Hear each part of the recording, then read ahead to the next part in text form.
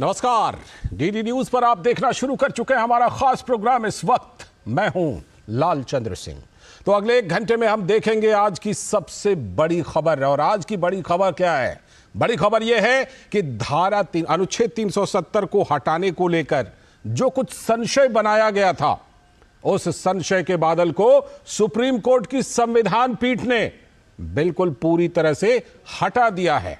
तो आज सबसे पहले इसी पर बात करेंगे और उसके बाद इसी पर आज खास चर्चा भी होगी कि किस तरह से आर्टिकल 370 के हटाए जाने के बाद जम्मू कश्मीर की सूरत, जम्मू कश्मीर की सीरत, सब कुछ में बदलाव आया है। लेकिन उसके बावजूद कुछ लोग कोशिश कर रहे थे कि आर्टिकल 370 फिर से लागू हो जाए, लेकिन सुप्रीम कोर्ट की संविधान पीठ ने बिल्कुल स्थिति साफ कर दी है। इसी पर आज खास चर्चा भी करेंगे। विकसित भारत संकल्प यात्रा में मेरी कहानी मेरी जुबानी भी होगी। लेकिन सबसे पहले इस वक्त की हेडलाइंस। अनुच्छेद 370 हटाने के फैसले पर लगी सुप्रीम मोहर। जम्मू कश्मीर में अनुच्छेद 370 हटाने के फैसले को चुनौती देने वाली याचिका सर्वोच्च अदालत में खारिज। अदालत ने कहा फैसला पूरी तरह संवैधानिक। फैसले पर प्रधानमंत्री ने जताई खुशी, कहा सिर्फ कानूनी फैसला नहीं, यह आशा की किरण है।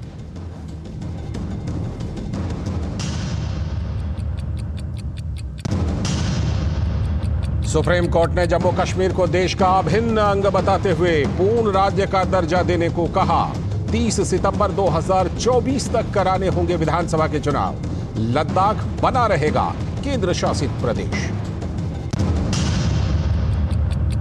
प्रधानमंत्री नरेंद्र मोदी ने विकसित भारत एट 2047 युवाओं की आवाज पहल का किया शुभारंभ। विकसित भारत के दृष्टिकोण पर विचार साझा करने के लिए युवाओं को मंच उपलब्ध कराना है इस पहल का उद्देश्य।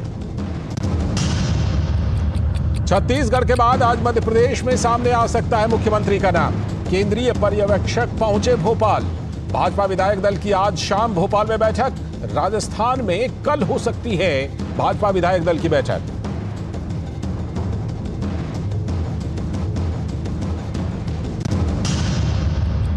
राष्ट्रपति द्रौपदी मुर्मू उत्तर प्रदेश के 2 दिवसीय दौरे पर। वाराणसी में महात्मा गांधी काशी विद्यापीठ के 45वें दीक्षांत समारोह में हुई शामिल। छात्रों को किया संबोधित।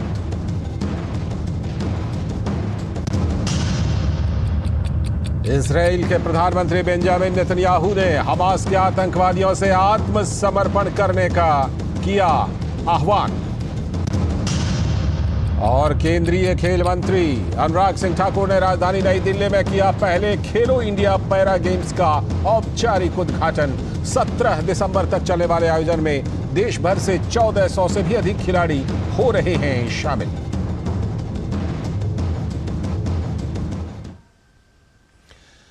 तो ये थी हेडलाइंस। अब देखते हैं खबरों को विस्तार से। और आज की सबसे बड़ी खबर यही है कि सुप्रीम कोर्ट की संविधान पीठ ने जम्मू कश्मीर में जो आर्टिकल 370 हटाए जाने का फैसला केंद्र सरकार का था, केंद्र की मोदी सरकार ने जो 5 अगस्त 2019 को जो फैसला लिया था, उसको चुनौती देने वाली सारी याचिकाओं को खारिज कर दिया है सुप्रीम कोर्ट ने। तो इसी से जुड़ी हुई एक रिपोर्ट सबसे पहले आपको दिखाते हैं, फिर जुड़ेंगे अपने संवाददाता से।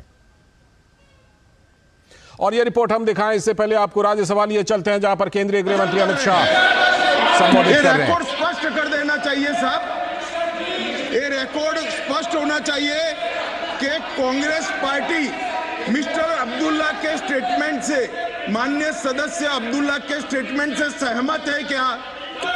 क्वेश्चन बड़ा शार्प है साहब। कांग्रेस पार्टी इनके स्टेटमेंट से सहमत है क्या?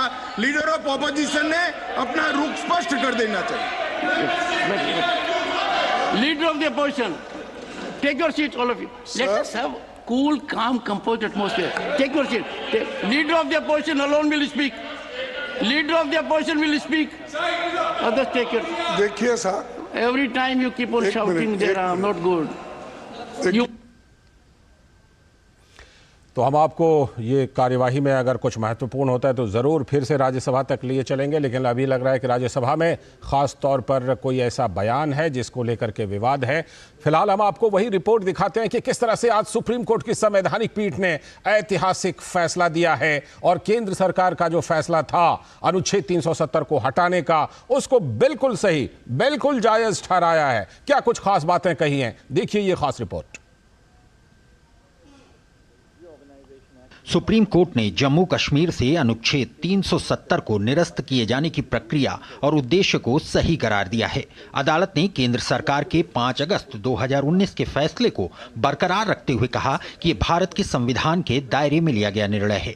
सुप्रीम कोर्ट ने कहा कि जम्मू कश्मीर भारत का अभिन्न अंग है और भारत में विलय के साथ ही जम्मू कश्मीर ने अपनी संप्रभुता खो दी थी। संविधान पीठ ने माना कि अनुच्छेद 370 एक अस्थायी प्रावधान था और इसे 2 उद्देश्यों की पूर्ति के लिए लाया गया था। इसका मकसद राज्य विधानसभा का गठन होने तक अंतरिम व्यवस्था प्रदान करना और राज्य में युद्ध की स्थिति के कारण विशेष परिस्थितियों से निपटने के लिए एक अस्थायी उद्देश्य एवं अंतरिम व्यवस्था करना भर था। कोर्ट ने कहा कि जम्मू कश्मीर की संविधान सभा के 1957 में खत्म होने के बाद राष्ट्रपति अपने अधिकार का इस्तेमाल कर अनुच्छेद 370 हटा सकते हैं और राष्ट्रपति अनुच्छेद 370 1 और 3 के तहत आदेश जारी करते रहे हैं। सुप्रीम कोर्ट ने कहा कि देश का संविधान पूरी तरह से जम्मू कश्मीर पर लागू करने के लिए जम्मू कश्मीर राज्य की मंजूरी की जरूरत नहीं है।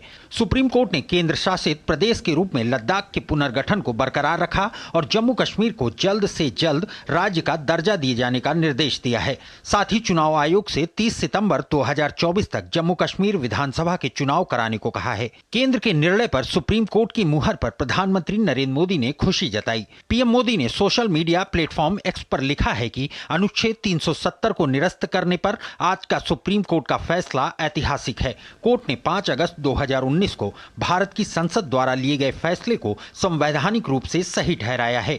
यह जम्मू कश्मीर और लद्दाख के हमारे भाइयों और बहनों के लिए आशा, प्रगति और एकता की शानदार घोषणा है। मैं जम्मू कश्मीर और लद्दाख के लोगों को आश्वस्त करना चाहता हूं कि आपके सपनों को पूरा करने के लिए हमारी प्रतिबद्धता अटूट है।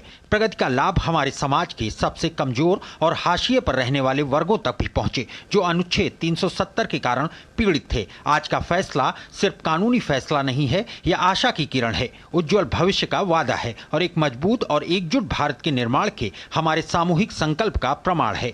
दोनों पार्टीज को जो है पूरी उनको अपॉर्चुनिटी दी गई अपने अपने आर्गुमेंट को बताने की और उसको सुनने के बाद डिसीजन आया है अपने वोट बैंक को कंसोलिडेट करने के लिए या हमारे जो फॉरेन में जो आका होते हैं उनको प्लीज़ करने के लिए, उनका कहना मानने के लिए।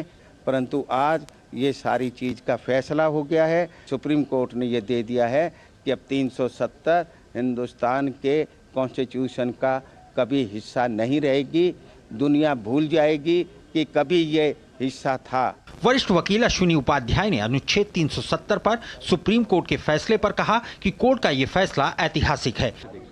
आज सुप्रीम कोर्ट का ये फैसला ऐतिहासिक फैसला आया है। आज के बाद मुझे लगता है 35 और 370 के पक्ष में जो दलीलें दी जा रही थी वो सब दलीलें बेमानी हो गई हैं। सुप्रीम कोर्ट ने कहा है कि जो राष्ट्रपति ने फैसला लिया था वो फैसला बिल्कुल सही है। जो 35 हटाने का फैसला लिया, जो 370 हटाने का फैसला लिया, बिल्कुल सही लिया फैसला। जो उन्होंने यूनियन टेरिटरी बना दिया जम्मू कश्मीर को, वो फैसला भी ठीक है, उसमें कोई कमी नहीं है। सुप्रीम कोर्ट ने कहा है कि वहाँ इलेक्शन कमीशन अपनी चुनाव की प्रक्रिया शुरू करे और 30 सितंबर 2024 तक अपनी चुनाव की प्रक्रिया पूरी कर ले। जहां तक जो कानून वहां लागू हो चुके हैं, राइट टू एजुकेशन और राइट टू इंफॉर्मेशन, वो सब चलते रहेंगे। जाहिर है कि सुप्रीम कोर्ट के फैसले और इसके चौतरफा स्वागत ने यह साबित कर दिया है कि जम्मू कश्मीर को लेकर केंद्र सरकार का फैसला बिल्कुल सही था। Bureau report, DD news. तो यह ऐतिहासिक फैसला सुप्रीम कोर्ट के संविधान पीठ का, और इस फैसले की क्या कुछ रही, क्या इसका बैकग्राउंड है, किस तरह से ये चुनौती दी गई थी अनुच्छेद 370 के हटाने के केंद्र सरकार के फैसले को, उसके बाद इस फैसले तक किस तरह से ये सफर रहा। हमारे साथ जुड़ रहे हैं हमारे संवाददाता विकास सारथी सुप्रीम कोर्ट से, और साथ में हमारे साथ स्टूडियो में मौजूद हैं राजीव पांडे जी जो सुप्रीम कोर्ट के एडवोकेट हैं। बहुत बहुत स्वागत राजीव पांडे जी आपका इस चर्चा में। मैं पहले जरा विकास से एक अपडेट ले लेता हूं। विकास, आज ऐतिहासिक दिन था और उस ऐतिहासिक दिन में हमने देखा कि किस तरह से सुप्रीम कोर्ट ने यह फैसला दिया है और सुप्रीम कोर्ट ने इस फैसले में जो खास बातें कही हैं उसमें तमाम चीजें जो प्रमुख बिंदु हैं वो तो हमने जरूर दिखाया और ये बिल्कुल साफ हो गया कि जो कुछ संशय के बादल उठाए जा रहे थे याचिकाकर्ताओं के द्वारा उसको सुप्रीम कोर्ट ने बिल्कुल साफ कर दिया है। बिल्कुल, सुप्रीम कोर्ट का आज का जो फैसला है 5 जजों का, उसके बाद स्थिति पूरी तरह साफ है कि सुप्रीम कोर्ट ने भी इस बात पर मोहर लगा दी है कि ये एक टेम्परेरी प्रोविजन था, जम्मू कश्मीर की अपनी कोई संप्रभुता नहीं है। और दूसरी बात ये कि जब संविधान सभा का काम खत्म हो गया 1957 में, उसके बाद ये स्थिति स्पष्ट थी कि राष्ट्रपति चाहें तो यूनिलेटरली भी इस पर एक निर्णय ले सकते हैं। ये इंटरप्रिटेशन सुप्रीम कोर्ट का है आज 2023 में। तो ये कोर्ट ने एक बात ये भी कही कि 70 साल से ऐसा नहीं कि पहली बार ऐसा हुआ है जब इन शक्तियों का इस्तेमाल करके राष्ट्रपति ने कोई आदेश जारी किए। कोर्ट ने ये बात कहा कि जैसे ही इंस्ट्रूमेंट ऑफ एक्सेशंस पर हस्ताक्षर हुए थे, विलय पत्र पर हस्ताक्षर हुए थे जी, उसके बाद इसी शक्ति का इस्तेमाल करके बहुत सारे कानून लागू किए गए, बहुत सारे फैसले लिए गए और ये जो प्रक्रिया थी इसको उन्होंने कहा, कोर्ट ने कहा कि ये कॉन्स्टिट्यूशनल इंटीग्रेशन था। तो आप एक तरीके से ये कह सकते हैं कि आज ये सुप्रीम कोर्ट ने जो फैसला दिया है उसके मुताबिक 2019 में वो कॉन्स्टिट्यूशनल इंटीग्रेशन अपने अंजाम तक पहुंच गया और पूरी तरह से जो जम्मू कश्मीर पर भारतीय संविधान लागू होना था वो 2019 में हो गया और ये जो प्रक्रिया थी वो अपने अंजाम तक पहुंच गई, वो एक अपने कंक्लूजन तक पहुंच गई। ये सुप्रीम कोर्ट का इंटरप्रिटेशन है इस कुछ चुनौती देने वाली याचिकाओं को लेकर के। तो जाहिर है कि इसमें यानी कुछ साल पहले तक, 2019 से पहले तक इसे अकल्पनीय माना जाता था कि ऐसा कुछ किया जा सकता है। एक बात यहाँ पर और मुझे जोड़ना चाहूँगा कि इसमें सॉलिसिटर जनरल ने इस फैसले का स्वागत करते हुए ये कहा है कि अकेले उन्होंने क्योंकि बहुत ही संवेदनशील मामला था इसीलिए केवल उनको इसकी जानकारी थी और उन्होंने इस पर शुरुआत से काम किया था। तो कहना चाहिए कि सॉलिसिटर जनरल ने जो लैंग्वेज ऑर्डिनेंस के लिए तैयार की थी, कॉन्स्टिट्यूशन ऑर्डर के लिए तैयार की थी और उसके बाद जो निर्णय लिए गए वो अपने आप में बहुत ही प्रशंसनीय है लालजी जी, क्योंकि ये एक असंभव काम माना जाता था जिसको कॉन्स्टिट्यूशन ऑर्डर के जरिए 2019 में संभव किया गया। ठीक है, मैं लौटता हूं आपके पास और अपडेट के लिए। राजीव जी, जिस तरह से कि ये पूरा का पूरा मामला चला, हम जानते हैं हमारे यहाँ लोकतंत्र है, हमारी मजबूत न्यायिक व्यवस्था है, किसी भी फैसले को चुनौती दी जा सकती है, लोकतंत्र में ये एक अच्छी बात ही मानी जाती है। लेकिन हम ये जरूर जानना चाहेंगे कि जब 5 अगस्त 2019 को केंद्र सरकार ने यह फैसला लिया वो कौन लोग थे, क्योंकि काफी संख्या में याचिकाकर्ता पहुंचे थे। राजीव जी, कौन लोग थे और ये पूरी सुनवाई का सफर जरा अगर आप हमें, हमारे दर्शकों को संक्षेप में बता पाएं। देखिए, जो सबसे बड़ी बात थी कि इसका एक हिस्टोरिकल भी पर्सपेक्टिव है जी। जब भारत का संविधान बना था उस समय बाबा साहब अम्बेडकर और जो श्यामा प्रसाद मुखर्जी जी जो उसके मेंबर थे उन्होंने इस अनुच्छेद का विरोध किया था। लेकिन चूंकि बहुत सारी परिस्थिति थी जिसमें आज ऑनरेबल चीफ जस्टिस ने भी यही कहा सुप्रीम कोर्ट ऑफ इंडिया के कि लड़ाई चल रही थी, बहुत बड़े हिस्से पे पाकिस्तान का कब्जा था जो आज भी है, जिसको हम लोग इस सरकार ने कहा है हम उसको भी वापस लेंगे। तो देखिए उस परिस्थिति में इसका निर्माण किया गया था, एक टेम्पररी प्रोविजन था। लेकिन धीरे धीरे वोट बैंक की पॉलिटिक्स के कारण से जो टेम्पररी प्रोविजन थे उसको परमानेंट प्रोविजन के रूप में इन लोगों ने प्रचारित करना शुरू कर दिया। तो जो उस समय श्यामा प्रसाद मुखर्जी जी और डॉक्टर बाबा साहब अम्बेडकर ने कहा था, एक्चुअली मोदी जी की सरकार ने जब 5 अगस्त 2019 को इस बात को लागू किया तो एक्चुअली आप समझ लीजिए कि बाबा साहब अम्बेडकर जो भारत का संविधान चाहते थे कि एक देश एक विधान एक निशान, या बाद में उसके लिए श्यामा प्रसाद मुखर्जी जी का बलिदान हुआ, उसको कंप्लीट करने का काम माननीय मोदी जी ने किया। और आज सुप्रीम कोर्ट ऑफ इंडिया ने उस काम के करने की प्रक्रिया पर भी मुहर लगा दी है जी।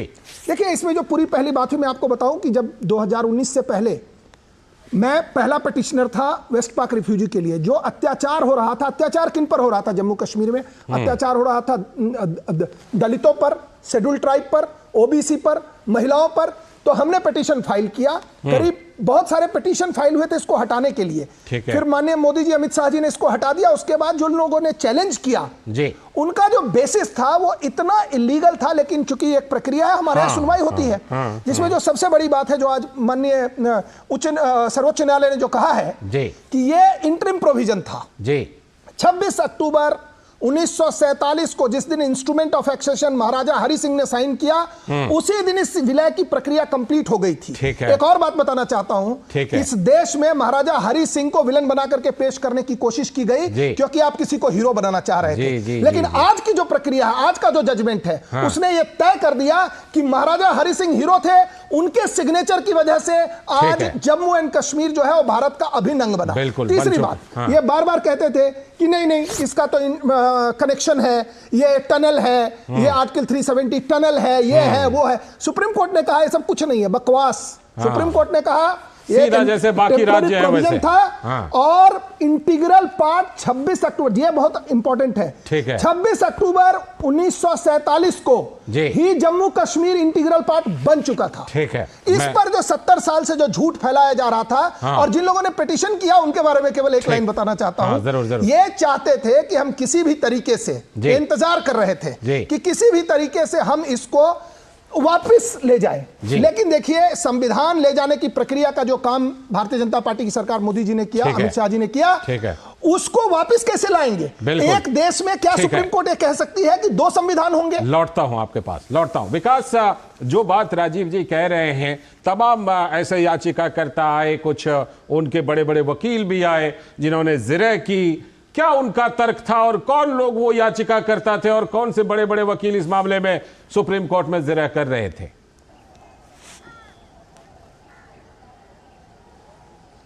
जी लालचंद, इसमें जो सबसे पहले लोग जो यहाँ पर पहुँचे थे उनमें शाह फैज़ल थे। लेकिन इसमें जो रोचक बात यह है कि जब ये मामले सुनवाई पर आया है, क्योंकि कोविड के चलते सुनवाई शुरू नहीं हो पाई थी उस वक्त, याचिका दायर होने के लंबे समय तक, उस वक्त शाह फैज़ल याचिकाकर्ता ने अपना नाम वापस लिया था और उन्होंने पब्लिकली ये बात कही थी कि उनका अंडरस्टैंडिंग गलत थी इस निर्णय को लेकर के।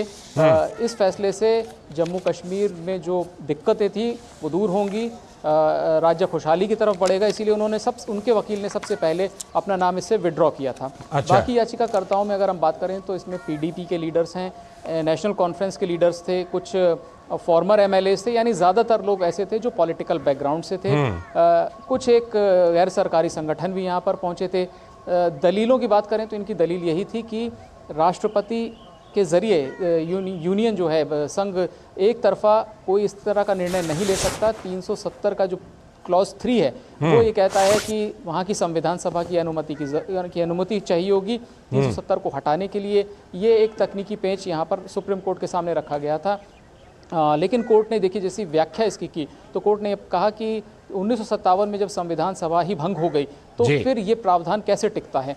यही केंद्र की दलील थी कि ये प्रावधान तब तक ही प्रभावी था जब तक वहाँ संविधान सभा थी। जब वो एक बार हट गई तो उसके बाद, क्योंकि लैंग्वेज बदलना ज़रूरी था लालचंद जी, तो फिर ये संशोधन लाए गए कि संविधान सभा की जगह विधानसभा वर्ड को वहाँ पर लाया गया संशोधन के ज़रिए। लेकिन प्रैक्टिकली ये तभी, जब संविधान सभा भंग हुई तभी ये साफ हो गया कि इसका टेम्पररी प्रोविजन का जो इंटरिम अरेंजमेंट था वो खत्म हो गया 57 के साथ ही। लेकिन इसको लेकर के राजनीति के चलते आप कह सकते हैं कि 2023 में सुप्रीम कोर्ट को ये बातें दोहरानी पड़ गई। ठीक है राजीव जी, जैसा कि विकास जिक्र कर रहे थे कि इस मामले में जो केंद्र सरकार की तरफ से वकालत की सॉलिसिटर जनरल ने, उनकी तैयारी बड़ी ज़बरदस्त थी और उन्होंने बड़ी अच्छे तरह से इसको फॉर्मुलेट किया था, जिसकी तारीफ हमारे संवाददाता कर रहे थे। उनकी बहुत बड़ी भूमिका रही इस मामले को इस फैसले तक लाने के लिए और पूरे फैसले के सफ़र में।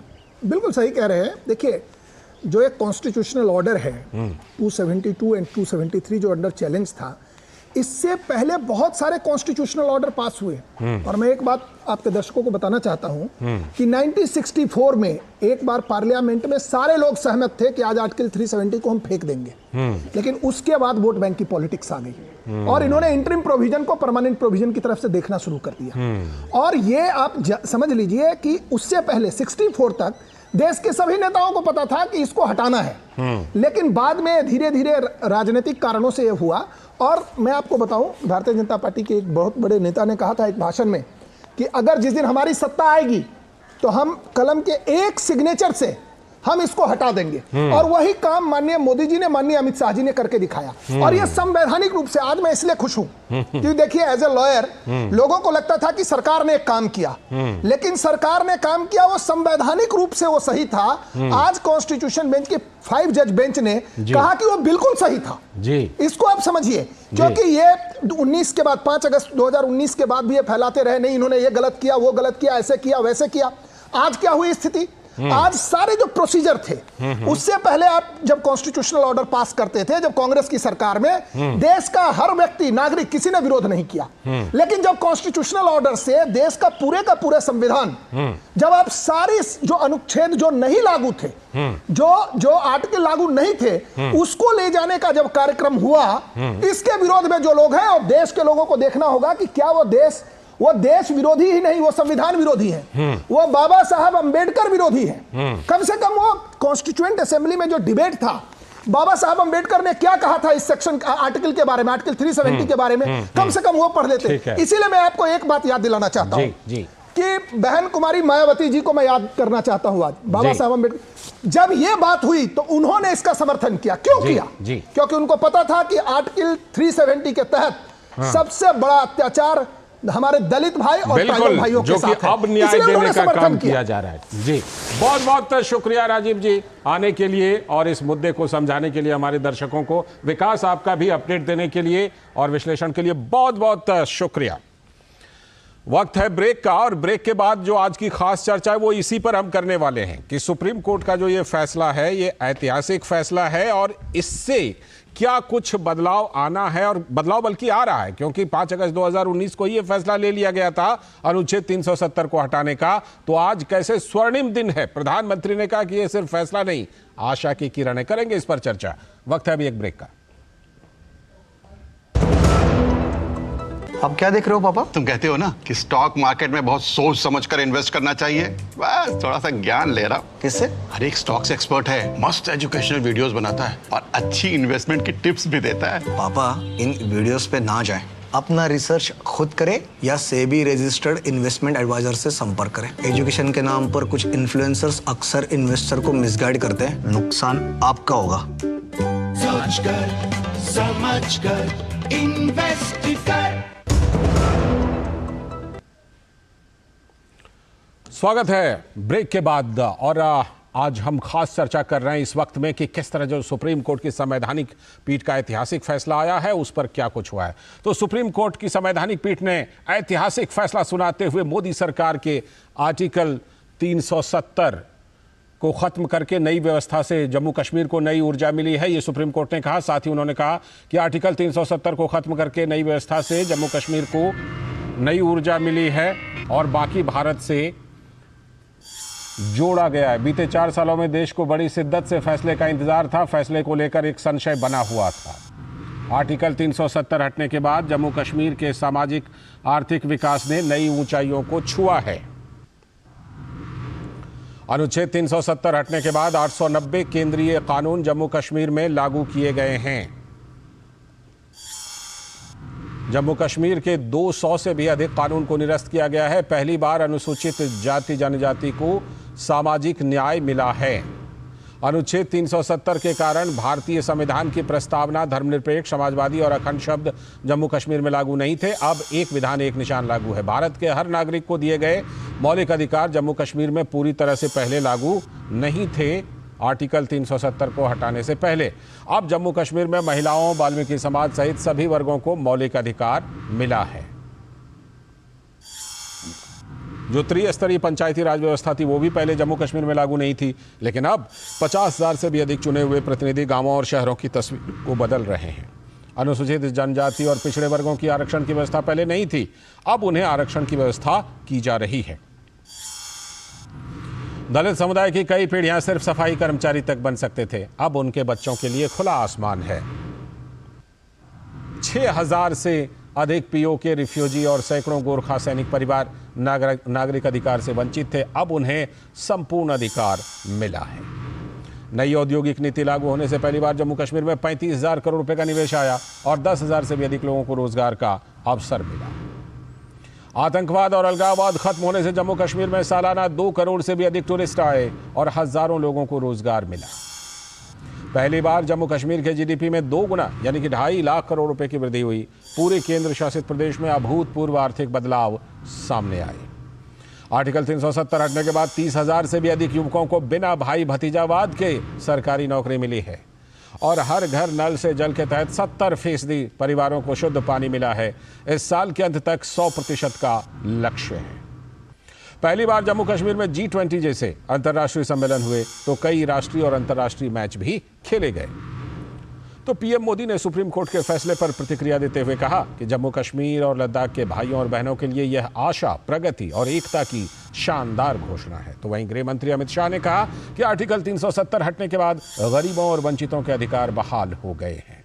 अलगाववाद और पत्थरबाजी अब अतीत की बातें हो गई हैं। एकता के बंधन मजबूत हुए हैं। और आइए अब आपको सुनाते हैं कि जम्मू कश्मीर से धारा आर्टिकल 370 के हटने के फैसले को लेकर विभिन्न राजनीतिक नेताओं ने क्या कुछ प्रतिक्रिया दी है। बहुत दिनों से ये बात हवा में थी, तो अब कम से कम स्पष्ट हो गया है कि जो हुआ वो वैध था। राजनीतिक रूप से चाहे कोई समझे कि नहीं होना चाहिए था, वो बात और है, लेकिन लीगल दृष्टिकोण से, न्यायिक दृष्टिकोण से वो वैध है। देर आई दुरुस्त आना चाहिए। तो हम भी ये चाहूंगा कि सुप्रीम कोर्ट की कहने पर ये सरकार जल्द से जल्द ये चुनाव की घोषणा करे और चुनाव करा के कश्मीर को वापस इनका जो राज्यों की मर्यादा थी, राज्यों की दर्जा इनको दिया जाए। सुप्रीम कोर्ट ने कह दिया है। हमारे लिए आज का जजमेंट डिसअपॉइंटमेंट है। सुप्रीम कोर्ट सुप्रीम जरूर है, मगर आप स्टेटहुड को एट द अर्लीस्ट रेस्टोर को, अर्लीस्ट का मतलब क्या है? यानी आप यूटी कर दो और फिर आप बोल दो हाँ अर्लीस्ट कर दो। अर्लीस्ट कब होगा? हम तो स्वागत करते हैं इसका, क्योंकि आर्टिकल 370 हटाने के वक्त भी हमने समर्थन किया था और आज सुप्रीम कोर्ट ने जो निर्देश दिए हैं उनका हम स्वागत करते हैं। उम्मीद यही करते हैं, आशा यही है कि जो दूसरा आदेश उन्होंने दिया है कि नेक्स्ट सितंबर तक वहाँ चुनाव होने चाहिए, तो वो भी चुनाव जल्द से जल्द वो हो जाएंगे और वहाँ की जो जनता है उनको खुली हवा में मतदान करने का अवसर मिलेगा और मिलना चाहिए। और साथ ही साथ ये तो बात हुई कश्मीर की, तो साथ ही साथ इलेक्शन लेने के पहले जो पीओके है वो भी अगर इसमें आ जाए तो पूरे कश्मीर में चुनाव हो जाएगा और कश्मीर अपने देश का जो एक हिस्सा है वो बरकरार रहेगा। तो ये सुप्रीम फैसले पर राजनीतिक प्रतिक्रियाएं, और अब इसी पर आज की हम खास चर्चा करेंगे। हमारे साथ इस चर्चा में जुड़ रहे हैं हमारे सलाहकार संपादक विनोद मिश्र जी जुड़ चुके हैं। साथ में हमारे साथ प्रत्युष कंठ जी जो कि भारतीय जनता पार्टी के प्रवक्ता हैं। बहुत बहुत स्वागत प्रत्युष जी। साथ में हमारे साथ निखिल जैन राजनीतिक विश्लेषक हैं। बहुत बहुत स्वागत निखिल जी आपका भी। और अजय कुमार शर्मा जी जम्मू कश्मीर मामलों के विशेषज्ञ हैं, आपका भी बहुत बहुत स्वागत है अजय जी। मैं शुरुआत करता हूं विनोद जी।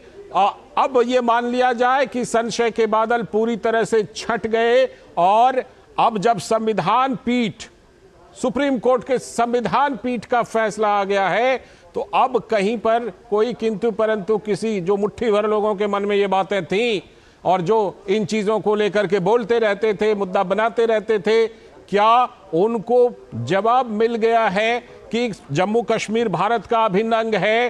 किसी तरह की कोई गुंजाइश नहीं छोड़ी सुप्रीम कोर्ट ने। विनोद जी। लाल जी, आज तो आप कह सकते हैं कि ये ऐतिहासिक फैसला सुप्रीम कोर्ट का है। प्रधानमंत्री का भी आपने रिएक्शन दिखाया था, सारे पॉलिटिकल पार्टी के लीडरों का भी रिएक्शन दिखाया है। लेकिन अगर आप मुझे पूछे तो मैं कहता हूं कि हमने इतिहास बदलते देखा है जी। और ये जम्मू कश्मीर का इतिहास बदलते हुए जो हमने देखा है, हमने वो मिलिटेंसी का दौर भी देखा है, हमने वो खून खराबा भी देखा है, हमने भारत की उस राजनीति को और भारत की सत्ता से लेकर और कश्मीर की उस सियासत को भी देखा है। तो आज का ये फैसला जो है वो आप ये कह सकते हैं कि इतिहास बदलते हुए हमने देखा है। और इतिहास बदलते हुए हमने देखा है कि इसका मैं थोड़ा सा बैकग्राउंड आपको बताऊं कि 15 साल पहले की बात बता रहा हूं। मौलाना अब्बास अंसारी उस समय में हुर्रियत कॉन्फ्रेंस के अध्यक्ष थे और एक छोटी सी मुलाकात में जब मैंने पूछा था कि ये कब तक चलता रहेगा, तो उनका जवाब ये था कि सिर्फ बीजेपी ही कड़ा फैसला इस देश में और खास करके जम्मू कश्मीर के लिए ले सकती है जी। बाकी ऐसी कोई सरकार ऐसी आती रहेगी जाती रहेगी, ये जम्मू कश्मीर का जो ये मसला है और आर्टिकल 370 है ऐसा ही बना रहेगा जी। तो मुझे आज ये देखा जब सुप्रीम कोर्ट ने इस बात की मुहर लगाते हुए जब बात ये कही कि ये आर्टिकल 370 का हटना एक संवैधानिक प्रक्रिया है और इस संवैधानिक प्रक्रिया में आप भारत के साथ जो कश्मीर का जुड़ाव है वो मजबूत हुआ है, तो उन तमाम सारे नैरेटिव्स को सुप्रीम कोर्ट ने एक तरह से धता बता दिया जाए जो अब तक नैरेटिव जम्मू कश्मीर के लेके दिया जाता रहा है। और वो नैरेटिव कितना कितना भयानक और कितना खतरनाक साबित हुआ इस देश के लिए कि आप ये बात सोच सकते हैं कि जब पार्लियामेंट में लोकसभा में जम्मू कश्मीर रिऑर्गेनाइजेशन और रिजर्वेशन बिल को लेके जब अमित शाह गृह मंत्री बोल रहे थे तो आप इस बात से समझ सकते हैं कि 40,000 लोगों ने की शहादत हुई है, जाने गई हैं सिर्फ इस नैरेटिव के चक्कर में कि ये कश्मीर को आपने एक डिस्प्यूट बता दिया, आपने उसमें आर्टिकल 370 और 35A के साथ उसको लगातार उस पर आप अपनी कहानी बताते रहे। काश अगर ये जिस तरह से आज ये बात हो रही है और सुप्रीम कोर्ट ने जी इसकी व्याख्या की है कि अगर सब एक्सेशन के समय में जिस तरह से सारे रजवाड़ों का 567 रजवाड़ों का एक्सेशन एक साथ में हुआ था, एक ड्राफ्ट में हुआ था, वही ड्राफ्ट अगर जम्मू कश्मीर के लिए सेम ड्राफ्ट था, अगर उस समय में वो बगैर देरी किए हुए उसका एक्सेशन का होता तो न शायद वो पाकिस्तान का एंगल होता और न हमारा पीओके जो है वो अभी भी एक तरह से भारत से बाहर का ये रहता। तो ये इतिहास बदलते हुए जो आपकी सारी चीजें हैं उसमें सुप्रीम कोर्ट का आज का फैसला ने उन तमाम पुराने नैरेटिव्स को, पुराने सारे दलीलों को और तर्क को आज एक तरह से खारिज कर दिया है। और ये जो बदलाव का सफर है ना, जिसमें हम तमाम तरह के बदलाव देख रहे हैं, वहाँ के जमीनी लोकतंत्र में बदलाव देख रहे हैं, विभिन्न समाजों को, वहाँ विभिन्न वर्गों को अधिकार के में बदलाव देख रहे हैं, उन सब चीज़ों पर मैं आपसे आगे चर्चा करूंगा और प्रत्युष जी के पास भी जाऊंगा, निखिल जी के भी पास जाऊंगा, लेकिन पहले मुझे अजय कुमार शर्मा जी के पास जाने दीजिए। अजय जी, ये बताइए कि जम्मू कश्मीर के लिए इसे क्या कहा जाए कि बिल्कुल जिसे कहते हैं बादल छंट गया, बिल्कुल एक नई सूरज, एक नई आशा की किरण, जो प्रधानमंत्री ने जिन शब्दों का इस्तेमाल किया कि ये सिर्फ फैसला नहीं है, ये जम्मू कश्मीर के लिए, वहाँ के लोगों के लिए, जम्मू कश्मीर और लद्दाख के भाइयों बहनों के लिए आशा की किरण है, उम्मीद की किरण है। अजय जी। जी बिल्कुल, आपका हार्दिक धन्यवाद, आपने मुझे बात रखने का मौका दिया जी। और आप सब लोग जम्मू कश्मीर के विषय को लेके हमेशा चिंतित रहते थे और हम लोगों की जो आवाज है अलग अलग माध्यमों के द्वारा उठाई जाती थी और आज जम्मू कश्मीर की जनता की ओर से मैं माननीय प्रधानमंत्री जी, गृह मंत्री जी और आपका भी हाथ, जब भी आपको लगा कि देश के साथ जम्मू कश्मीर को खड़ा होना चाहिए, यहाँ जम्मू कश्मीर के साथ देश को खड़ा होना चाहिए, आप लोगों ने साथ निभाया है।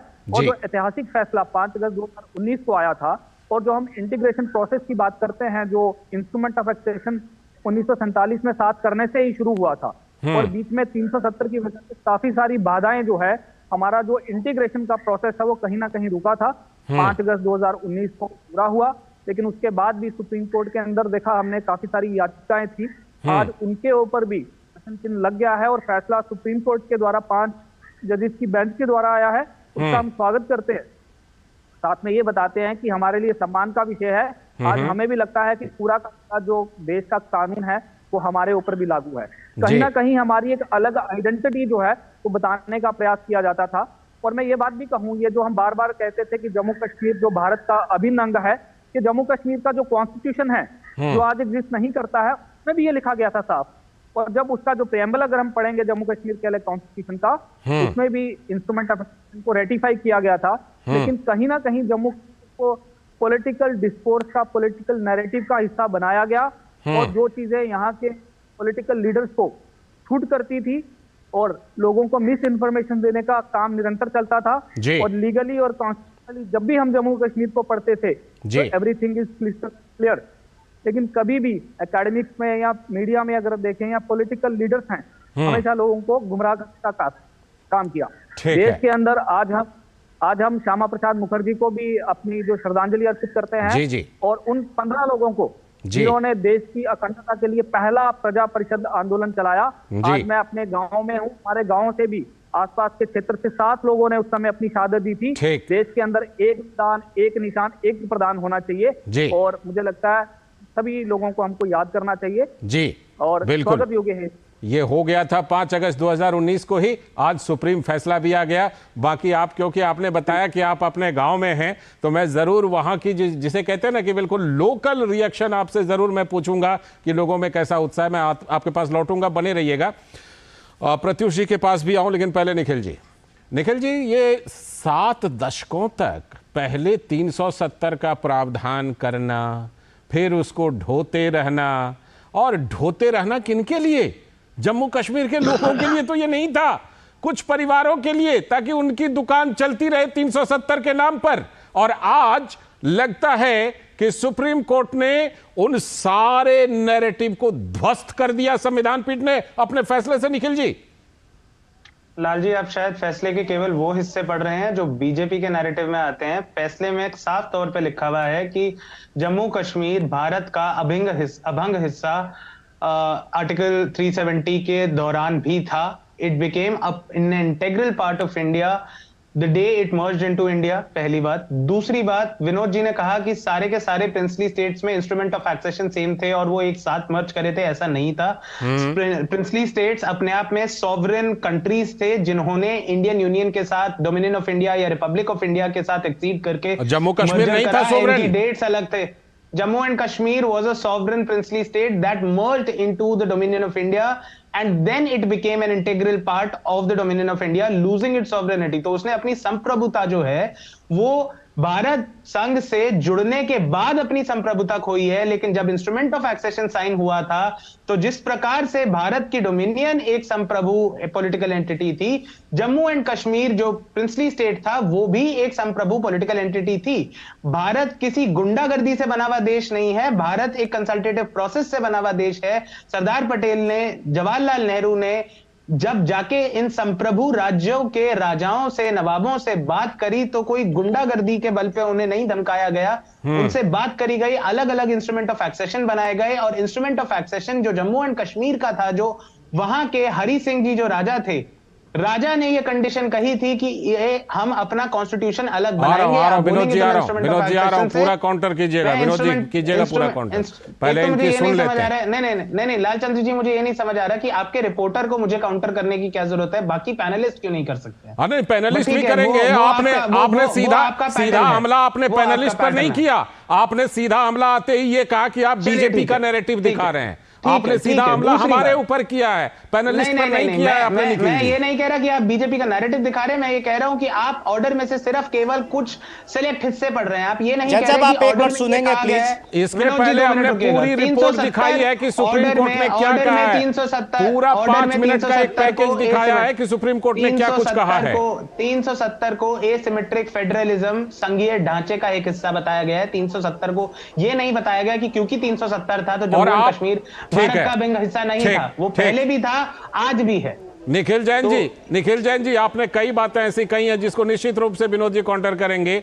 विनोद जी काउंटर कीजिएगा। और मुझे लगता है कि आपने जो बातें कही है ना कि किस तरह से भारत का निर्माण हुआ है, हम सब जानते हैं। सरदार पटेल जी ने, सरदार वल्लभ भाई पटेल ने कैसे एकीकरण किया था और जिन जिन रियासतों ने इसके लिए मना किया था उनके साथ, मत भूलिएगा वो जिसे कहते हैं ना, जाना जाता उनको कि सब चीज का उन्होंने प्रयोग किया था, दल बल छल सब चीज का प्रयोग किया था, हम सब जानते हैं। मैं लौटूंगा, विनोद जी आप थोड़ा सा काउंटर कीजिए, फिर प्रत्युष जी के पास आएंगे। सबने सिग्नेचर नहीं कर दिया था, का प्रयोग हुआ था। जम्मू कश्मीर को शुरू से स्पेशल प्रिविलेज देने की जरूरत क्या थी?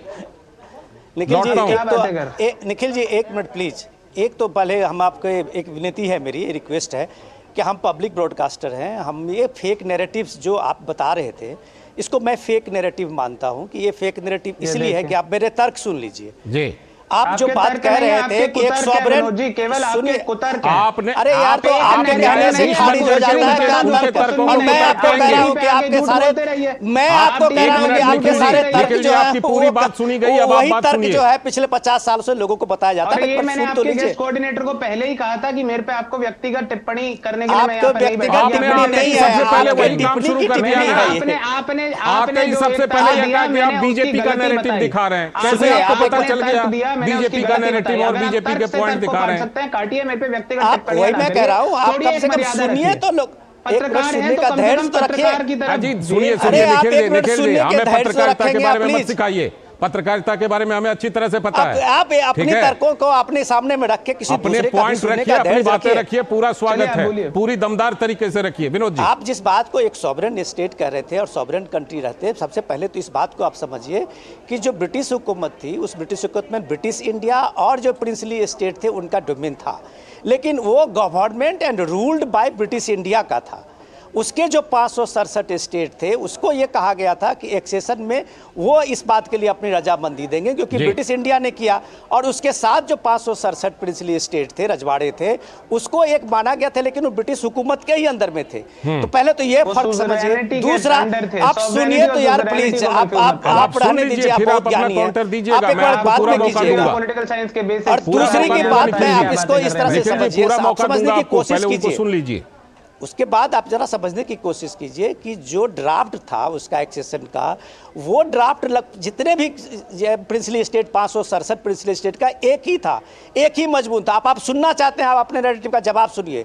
क्योंकि शेख अब्दुल्ला जेल में थे और ये शर्त थी वहाँ उस समय में कि शर्त रखा गया था एक्सेशन से पहले, नेहरू जी का ये उसमें शर्त थी कि सबसे पहले शेख अब्दुल्ला जेल से रिहा हो, इसके बाद वो एक्सेशन पे साइन करेंगे। और आप कह रहे हैं कि महाराजा हरि सिंह ने इसमें शर्त लगाई थी। यही मैं कह रहा हूं, ये फेक नैरेटिव, आप वन साइडेड नैरेटिव चला रहे हैं कि आपने महाराजा हरि सिंह की बात तो कभी सुनी नहीं। महाराजा हरि सिंह का था कि जैसे सारे स्टेट का हुआ है वो उसी रूप में विलय करना चाह रहे थे।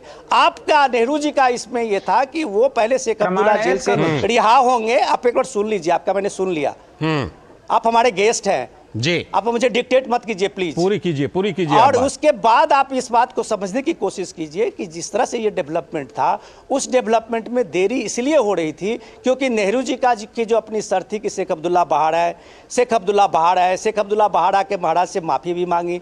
फिर जब शेख अब्दुल्ला उसके बाद वो अपनी शर्त पे ले आए, आप उसके शर्त में प्रोसेस देखिए कि नेहरू और उसका शेख अब्दुल्ला अकॉर्ड भी होता है, और उस अकॉर्ड की बात, ये दो व्यक्ति के बीच में अकॉर्ड है, ये नेहरू और शेख अब्दुल्ला के बीच का अकॉर्ड है, कहीं उसका पार्लियामेंट और कॉन्स्टिट्यूशनल वैलिडिटी नहीं है। लेकिन आपने उसको बताने की कोशिश की कि शेख अब्दुल्ला के साथ अकॉर्ड है, और वो शेख अब्दुल्ला के अकॉर्ड के साथ में जब आप पूरी तरह से आए हैं तब वहां आपने प्रोसेस शुरू किया है। तो पहला सवाल ये है कि किस ऐसे रियासती स्टेट था जिसको एक स्पेशल स्टेटस मिला, ये आप एक सवाल देखिए। दूसरा सवाल ये है इसमें कि कौन सा ऐसा प्रिंसली स्टेट था जिसने ये शर्त लगाई कि हमारा बंदा सब प्रधानमंत्री होगा। ये सब सारी तर्कों को बेबुनियाद तर्क है जिसको आज सुप्रीम कोर्ट ने एक तरह से खारिज किया है। इसको एक कॉन्स्टिट्यूशनल प्रोसेस माना है, क्योंकि संविधान, अगर एक देश में दो संविधान होते हैं तो एक भारत का जो संविधान है वो कहीं ना कहीं अपमानित होता है, जिसको मोदी गवर्नमेंट ने वहां सख्ती से लागू किया है। इस बात को समझिए। अब मुझे डिस्कशन में प्रत्युष कंठ जी को भी लाने दीजिए, उसके बाद फिर निखिल जी आपके पास भी आऊंगा, अजय कुमार जी आपके पास भी आऊंगा। प्रत्युष कंठ जी, जो बात कही जा रही है कि सुप्रीम कोर्ट के आज के फैसले के बाद भी निखिल जी जो तर्क दे रहे हैं कि नहीं वो तो संप्रभु था, उसके बाद जिस तरह से उसका विलय हुआ, उस विलय के बाद 370 का प्रावधान करना, 370 को 7 दशकों तक ढोना, उसके नाम पर वहाँ पर कुछ परिवारों का राज, ये सब चीज़ें जो चलती रही, क्या उसको उचित ठहराया जा सकता है प्रत्युष कंठ जी? या आपको लगता है कि आपने जो रुख लिया और जो रुख आप लगातार से ले रहे हैं उसी रुख का आज सुप्रीम कोर्ट की संवैधानिक पीठ ने समर्थन किया है? सर, सबसे पहले तो आपके एक पैनलिस्ट ने ऐसी शब्द का प्रयोग किया कि गुंडागर्दी से देश बना है। ये दिखाता है कि मेंटल सोच क्या है। मैं यही बैठ के सोच रहा था, ये एग्जैक्ट वर्ड यूज किया गया। अगर आप गुंडागर्दी जैसे वर्ड यूज कर सकते हैं, उन्होंने शब्द का इस्तेमाल तो किया, और मैं तो उसी वर्ड को यूज कर रहा हूं जो मैंने सुना। प्रत्युष जी, ये उनका तर्क था। हाँ, निखिल जी आपकी बात मैं रख दे रहा हूं, निखिल जी आपकी बात रख दे रहा हूं। उन्होंने कहा गुंडागर्दी से देश नहीं बना है, ये उनका कहना। सर, इस तरह के वर्ड यूज करना कॉन्स्टिट्यूशन के लिए वो आपके माइंडसेट को दिखाता है। एग्जैक्टली जो मैं पॉइंट करना चाहूंगा, जो राहुल गांधी बोले कि जब 370 हटाया गया तो राहुल गांधी ने क्या बोला जाके? राहुल गांधी जी ने बोला कि देखो वहां लोग मर रहे हैं, कितनी बुरी हाल है। क्यों बोला उन्होंने ये बात को? इस तरह के लोग हमारे देश में हैं जो हैंडल देते हैं कि फॉरेन पावर्स जो हैं वो भारत के खिलाफ जाएं। नरेंद्र मोदी सरकार और खुद हमारे ऑनरेबल प्राइम मिनिस्टर ने इस बात को समझा कि ये क्या प्रॉब्लम है। कुछ परिवार थे, एक दो परिवार जो वहां पे था, वो सारा यूज कर रहा था इस सिस्टम को अपना वहां पे राज बचाने के लिए। और हो क्या रहा था? हजारों लोग कश्मीर छोड़ के भाग रहे थे, डेवलपमेंट जीरो हो गया, रोज आतंकीवाद लोग आ रहे थे, पत्थरबाजी हो रही थी। इस चीज को देखते हुए सिर्फ नरेंद्र मोदी जी ने एक स्टेप उठाया। और क्या स्टेप उठाया, उसका रिजल्ट देखिए आप। आज वहां पे 45.2% रिडक्शन हो गया टेररिज्म के केसेस में, 90% रिडक्शन हो गया हमारे इन्फिल्ट्रेशन केसेस के अंदर में, 97% केस खत्म हो गए स्टोन पेल्टिंग के अंदर में सर। 52 बंद उसके पहले होता था, 0 बंद है आज के दिन में। सर ये सब क्यों हुआ है? क्योंकि आपने लॉ एंड ऑर्डर आपने वहां की समझ गया। 2 करोड़ टूरिस्ट आए माने सर क्या हुआ, पैसा आया, इकोनॉमी चली, लोग जाना शुरू किए, लोग देखिए इतनी खूबसूरत कश्मीर हिंदुस्तान के अंदर में, इसको डेवलप कराना है। और आज सुप्रीम कोर्ट ने उसी पे मोहर लगाया है। ये कोई भारत का संविधान जो है बहुत सोच के बना है, उसमें ये प्रॉब्लम थी, उसको नरेंद्र मोदी सरकार ने, अमित शाह जी ने मिलके उसको दुरुस्त कर दिया है। और आज सुप्रीम कोर्ट के 5 जज के बेंच ने उस पर मोहर लगा दिया है। ये हमारे भारत का सर। मैं लौटता हूं आपके पास। निखिल जी आपको भी जरूर पूरा मौका दूंगा, अजय जी आपके पास भी आऊंगा। फिलहाल मैं एक छोटा सा ब्रेक लेता हूं, ब्रेक के बाद तुरंत लौट करके आप दोनों से और आप बाकी लोगों से भी मैं मुखातिब होऊंगा। अब क्या देख रहे हो पापा? तुम कहते हो ना कि स्टॉक मार्केट में बहुत सोच समझकर इन्वेस्ट करना चाहिए, बस थोड़ा सा ज्ञान ले रहा हूं। किससे? हर एक स्टॉक्स एक्सपर्ट है, मस्त एजुकेशनल वीडियोस बनाता है और अच्छी इन्वेस्टमेंट की टिप्स भी देता है। पापा इन वीडियोस पे ना जाएं, अपना रिसर्च खुद करें या सेबी रजिस्टर्ड इन्वेस्टमेंट एडवाइजर से संपर्क करें। एजुकेशन के नाम पर कुछ इन्फ्लुएंसर्स अक्सर इन्वेस्टर को मिसगाइड करते हैं, नुकसान आपका होगा। सोच कर समझ कर इन्वेस्ट कर। स्वागत है। ब्रेक के बाद हम आज की खास चर्चा कर रहे हैं कि जम्मू कश्मीर से जो आर्टिकल 370 हटाने का फैसला केंद्र सरकार का था, सुप्रीम कोर्ट की संवैधानिक पीठ ने उसको बिल्कुल जायज माना है और तमाम चुनौतियों को खारिज कर दिया। हमारे साथ तमाम मेहमान हमारे जुड़े हुए हैं। मैं इस समय अजय कुमार शर्मा जी, एक बार फिर से आपका रुख करता हूं। अजय कुमार शर्मा जी, देखिए 2 बातें कही जाती हैं। एक तर्क ये होता है कि ये जो आर्टिकल 370 था ना, वो ऐसा गर्भनाल था जिसने भारत से जम्मू कश्मीर को जोड़े रखा था। दूसरा तर्क यह होता है कि नहीं, यही आर्टिकल 370 तो था जो भारत और जम्मू कश्मीर के बीच में खाई बना के बैठा हुआ था, जिसको पाट दिया गया है। आप क्योंकि जम्मू कश्मीर के ओरिजिनली वहीं के निवासी हैं, आप मुझे बताइए कि जम्मू कश्मीर के आम लोगों का क्या सेंटिमेंट है? क्या ये खाई थी या ये गर्भनाल था? बताइए। देखिए ऐसा है कि सबसे पहले तो जैसे यहाँ कहा गया इंस्ट्रूमेंट ऑफ एक्सप्रेशन को लेके, तो जो इंस्ट्रूमेंट ऑफ एक्सप्रेशन है वो गवर्नमेंट ऑफ इंडिया एक्ट 1935 और इंडिया इंडिपेंडेंस एक्ट 1947 के प्रोविजंस के अकॉर्डिंग था। और जम्मू कश्मीर का इंस्ट्रूमेंट ऑफ एक्सप्रेशन का जो डॉक्यूमेंट है एग्जैक्टली वो वैसा ही था जैसे बाकी प्रिंसली स्टेट्स ने किया। जम्मू कश्मीर एक आखिरी प्रिंसली। जी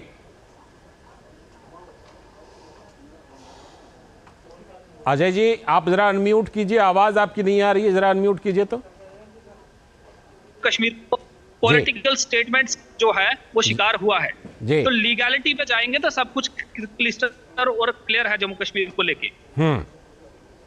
ठीक है, ठीक है, मैं लौटूंगा। तो इसलिए जम्मू कश्मीर, हाँ, और जम्मू कश्मीर में जब हम आर्टिकल 370 की बात करते हैं तो हमको थोड़ा सा कॉन्स्टिट्यूएंट असेंबली की डिबेट पे भी जाना चाहिए। निखिल जी, अब आप ही के पास आऊंगा।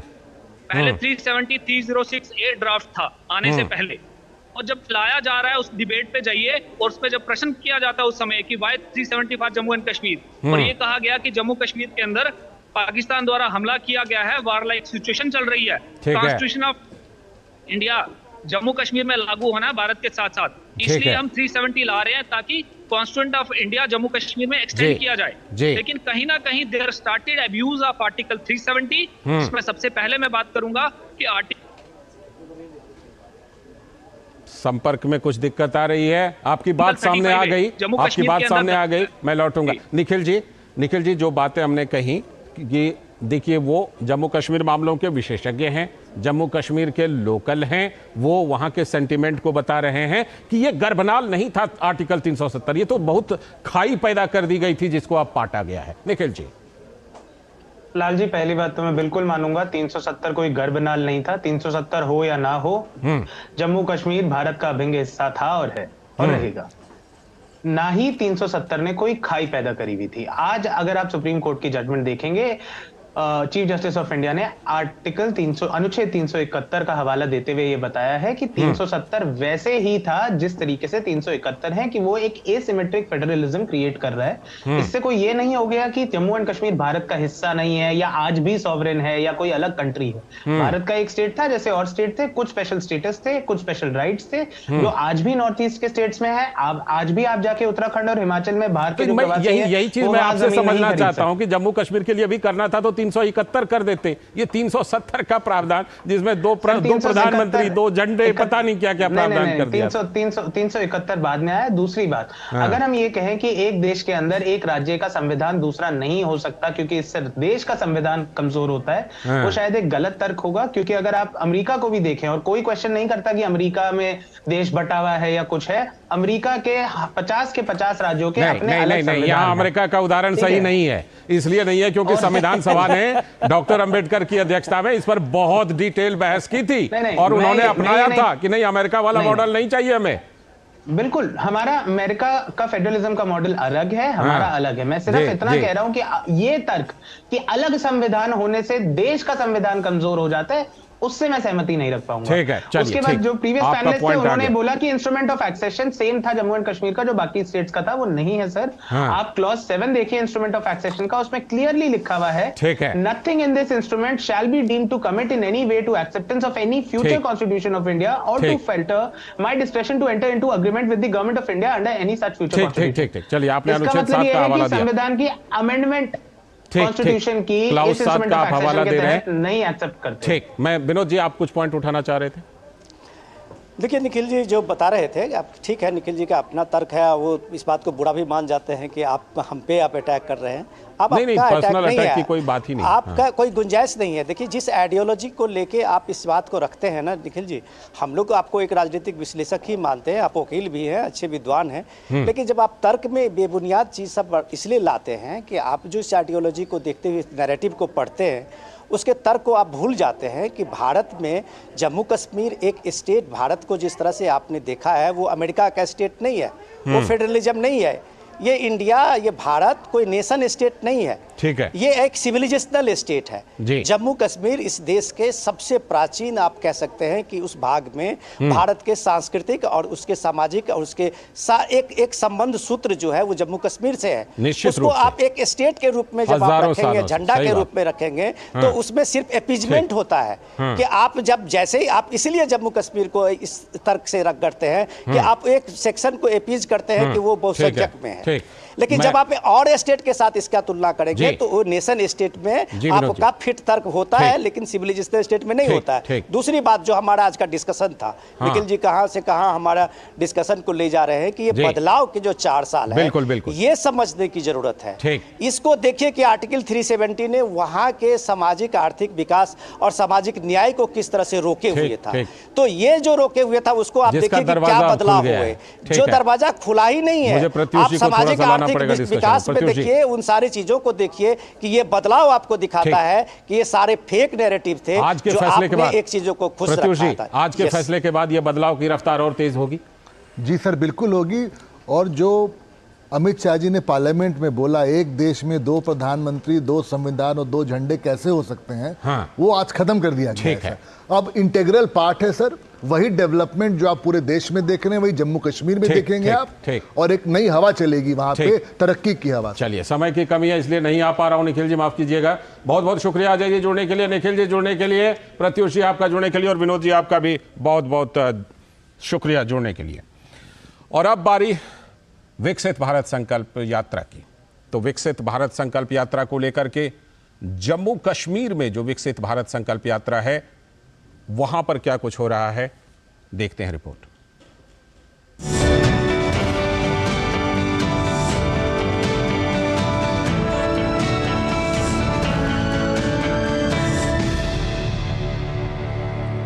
हमारे गाँव में भी आज ये विकसित भारत का प्रोग्राम जो चल रहा है, इसके उपलक्ष्य में सभी डिपार्टमेंट्स में हमारे पास आए, उन्होंने अपनी स्कीमें हमारे लोगों के बीच में रखी, हमारे लोगों में भी बढ़ चढ़ कर इसमें हिस्सा लिया। जैसा कि आप देख रहे हैं कि हमारे बहुत ज़्यादा तादाद में लोग जो हैं यहाँ पे एकत्रित हुए हैं। तो हर डिपार्टमेंट ने अपने जितने भी जो भी उनकी स्कीम्स हैं उनके बारे में यहाँ पे हमें बाखूबी तरीके से बड़ी प्यार से लोगों के बीच में आगे उनको समझाया है, उनको स्कीम के बारे में बताया है और स्कीम का फ़ायदा लेने का जो उन्होंने संकल्प दिया है कि हम जितना भी हो सकेगा हम आपके साथ चलेंगे। इस उम्मीद से बहुत फ़ायदा लिया, लाखों का लोन लेकर हम अपनी बहनों को छोटी बड़ी ज़रूरतों को पूरा किया और अपने रोज़गार को खोला है। और इस उम्मीद ने हमको अपने सेल्फ हेल्प बनाया है और हम चाहते हैं कि सभी बहनें इस उम्मीद से जुड़ें और अपने आप को सेल्फ हेल्प बना दें। तो मेरे को इन्ने पैसे नहीं हैं, भला मैं बीमार रहती ही तो इस कारण ही मासन कार्ड होया, ये बड़ा ऑपरेशन कराया। ठीक है नी, मोदी का शुक्रिया अदा करने आंदा, चलो इन्ने पैसे दिते इन्हें तो सारा ऑपरेशन हुई आ। हमारे पास कच्चा मकान था जो कि बर्फबारी में गिरने का बहुत खतरा रहता था। अपने एक जो हमारा पुराना मकान था उसमें भी एक कमरा था हमारे पास जिसमें हम अपने बीवी बच्चों के साथ रहते थे। अब हमें प्रधानमंत्री आवास योजना के तहत मकान मिला है उस मकान में हम अपने बीवी बच्चों के साथ रहते हैं। जैसे ही लॉकडाउन लगा था हमारे पास काम धंधा कोई नहीं था, जो पैसे वगैरह थे वो हमने खर्च दिए थे। उसके बाद जो PM समृद्धि जो स्कीम आई JMC के थ्रू, वो उन्होंने पहले हमें 10,000 दिया, उसका बेनिफिट हमको अच्छा हुआ। उसके बाद उन्होंने 20 भी दिया, उसका बहुत ज़्यादा फ़ायदा हुआ। उसके बाद हमने अब 50,000 लिया है। ये बहुत ही अच्छी स्कीम है। हम यहाँ पे आए, हमने इन लोगों से पूछा भाई कि इस स्कीम का क्या मतलब है। इन लोगों ने हमें थोड़ा समझाया और हमें लोन दिलाया। ऐसे तो हम लोन लेने के लिए जाते कहीं बैंकों में या किसी भी जगह जाते, वो लोग लोन नहीं देते और गारंटर मांगते, बोलते सरकारी नौकरी है, टैक्सीज भरते हो या नहीं भरते हो, तो इस वजह से हमें लोन नहीं मिल पाता। ये जो सरकार ने स्कीम निकाली है बहुत अच्छी स्कीम है और ये ज़्यादा से ज़्यादा लोगों को लेनी चाहिए। पहले हमें दूर दराज से पानी लाना पड़ता था, आज के समय में हर घर में नल लगा। पहले हमारी माता बहनें भाई सब दूर से पानी लाते थे, लेकिन आज के समय में हर घर में नल लगा जिससे साफ और सुथरा पानी मिल रहा है हमें। कच्चा मकान था हमारा, चूहा लगता था, वहाँ से पानी आता था, फिर हम मिट्टी डालते थे, फिर पानी आते थे, तो बहुत बुरी हालात थी। जो हम आग जलाते थे उसको झुपड़ी चाट कर बैठते थे। आज तो किचन भी बनाया है। मैं थोड़ा बीमार हो गया, उसके बाद हम जम्मू सुपर स्पेशलिटी में चले गए। वहाँ उन्होंने पहले साहब से मुझसे आयुष्मान कार्ड मांगा और मुझे उसने एडमिट किया और उसके बाद कोई भी हमारा पैसा नहीं लगा। जम्मू से धारा 370 के हटने के बाद यहाँ के लोगों ने एक बदलाव को बखूबी महसूस किया है और बयां कर रहे हैं अपनी कहानी, मेरी ज़बानी। सुप्रीम कोर्ट के फैसले का हम सबको पालन करना चाहिए और आदर करना चाहिए, क्योंकि उससे बड़ा कोई यहाँ जो हमारा नहीं है। सुप्रीम कोर्ट सबसे बड़ा इदारा है, न्यायपालिका हमारा इदारा है, बहुत सबसे बड़ा है।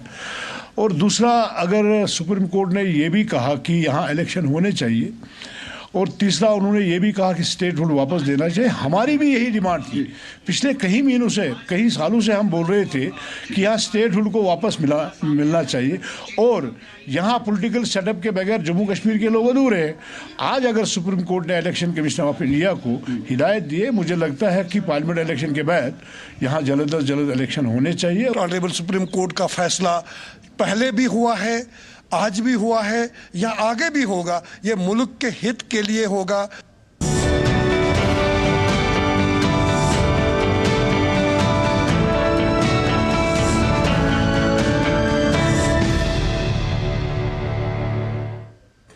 इसी के साथ आज के इस वक्त में इतना ही। पूरी टीम को दीजिए अनुमति। नमस्कार।